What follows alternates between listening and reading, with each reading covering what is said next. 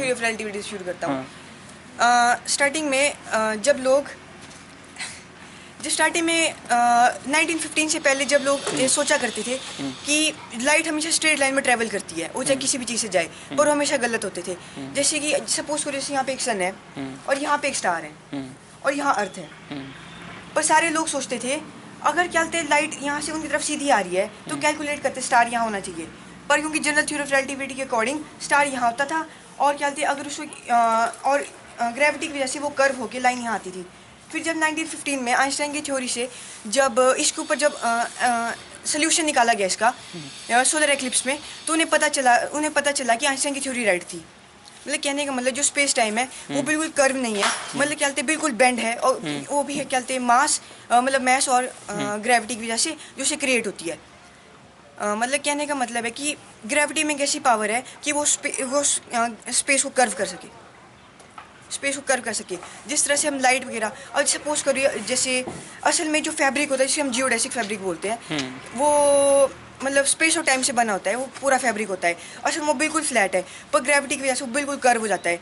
असल में जितने भी प्लैनेट्स हैं वो एक स्ट्रेट लाइन में चल रहे हैं, पर मतलब ग्रेविटी सन की ग्रेविटी की वजह से जितने भी स्पेस टाइम फैब्रिक है वो सारी इस तरह से कर्व हो गई कि जितने भी प्लैनेट्स हैं वो सन के चारों तरफ घूम रहे हैं। असल में प्लैनेट्स का मेन इंटेंशन ये है कि वो सीधी चलते रहे, प्लैनेट्स हमेशा सीधा चलते रहे, पर ये सिर्फ ग्रेविटी की वजह से होता है कि क्या बोलते हैं वो ना मतलब सन की चारों तरफ घूमते हैं। फिर मैंने बहुत रिसर्च की, फिर मैंने सोचा कि जनरल थ्योरी ऑफ रिलेटिविटी से सिर्फ मतलब बिग लार्ज डिस्टेंसेस में पता कर सकते हो ग्रेविटी की वजह से। फिर मैंने सोचा ऐसी कौन सी ब्रांच होगी फिजिक्स की जिसे हम छोटी छोटी चीज़ों का भी पता कर सके, वो थी क्वांटम मैकेनिक्स। और फिर मैंने उसके बाद उसमें और रिसर्च की, उसमें मुझे पता चला कि अनसर्टेनिटी प्रिंसिपल उसकी बैकबोन है जो एरिन श्रोडिंगर ने डिस्कवर की थी। तो उसके अकॉर्डिंग अगर सपोज करो अगर हमें एक पार्टिकल को लोकेट करना हो तो हमें उसके ऊपर एक लाइट शाइन चाहिए लाइट की ना, जब शाइन करेंगे तभी हमें पता चलेगा। पर according to Planck's law hypothesis हमें एक वेवलेंथ की एग्जैक्ट तो चाहिए ही चाहिए, पर हमें क्या बोलते हैं उसकी ज़्यादा फ्रीक्वेंसी चाहिए। अगर हम ज़्यादा फ्रीक्वेंसी देंगे तो पार्टिकल की पोजीशन डिस्टर्ब हो जाएगी, इसलिए हम एक पार्टिकल की एग्जैक्ट पोजीशन और वेलोसिटी हम एक जगह पे लोकेट नहीं कर सकते। अच्छा, क्वांटम मैकेनिक्स और ये जो आपका स्पेस फिजिक्स है, एस्ट्रोफिजिक्स है, इसमें ब्लैक होल्स का क्या आइडिया है? कैसे यूज कर सकते हैं? ग्रेविटी और क्वांटम मैकेनिक्स ब्लैक होल में कैसे यूज कर सकते हैं? ठीक है अंकल, असल में ब्लैक होल में जैसे जिसका सोलर मास 2.5 सोलर मास से ज़्यादा हो तो उससे ग्रेविटी ऑफ कर्वेचर इतनी ज़्यादा हो जाती है कि क्वांटम इफेक्ट्स को इग्नोर नहीं कर सकते। कहने का मतलब इसमें जनरल थ्योरी ऑफ रिलेटिविटी आती है, जैसे कर्वेचर ऑफ स्पेस टाइम है ना, किस तरह से क्या बोलते हैं उनकी ग्रेविटी क्या बोलते हैं गैलेक्सीज की शेप फॉर्मेशन में डिपेंड करती है। पर इसमें क्या बोलते हैं क्वांटम मैकेनिक्स बहुत निर्भर करती है।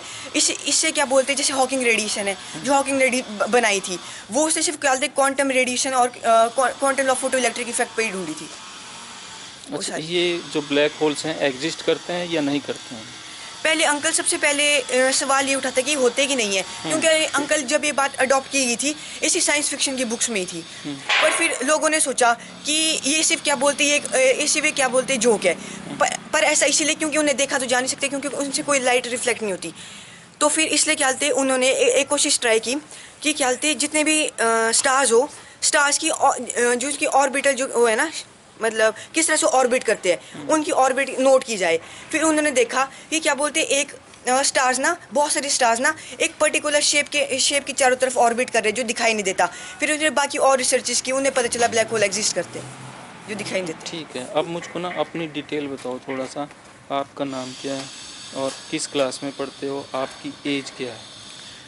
अंकल मेरा नाम आर्यन गौतम है, मैं 9th क्लास में हूँ और मेरी एज 14 ईयर्स है।